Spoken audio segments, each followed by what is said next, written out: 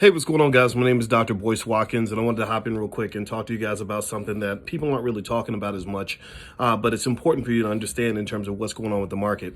Right now, everyone's talking about interest rate increases, as they should. The Fed is about to increase interest rates.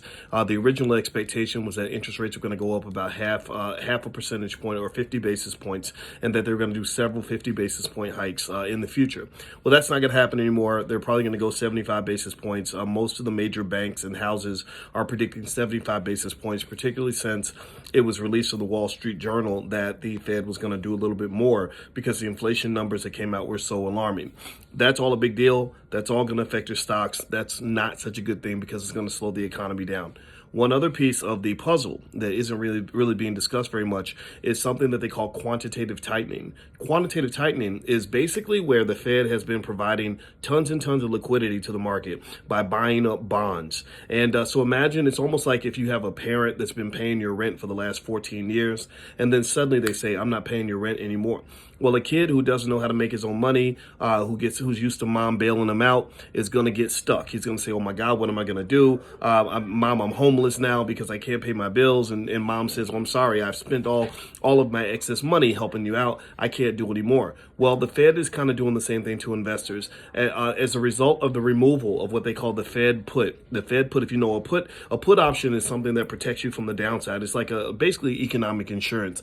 So basically, the removal of the Fed put means that now you're going to see a lot more bankruptcies. You're going to see a lot of crypto billionaires lose everything, especially in crypto, but also in other areas. You're going to see a lot of layoffs and defaults and things like that because the Fed isn't going to come through and save and prop up markets as people's equity, the value of people's equity starts to decline as the Fed starts to really tighten up and squeeze the economy. So you're entering into interesting territory where there are a lot of great opportunities. I told you guys, in class earlier about all the different things you can buy, and there are great opportunities to invest. At the same time, there's also sort of this underlying concern that much of what we've seen for the last 12 or 13 years has just been false. It's been propped up. And if I could go back in time and get you to invest maybe around 2007, back when Obama was in office, and then take some of that money and diversify it, put it over into real estate, put it over into some other places to protect your wealth, I would do that because right now, nobody knows exactly how things are going to play out.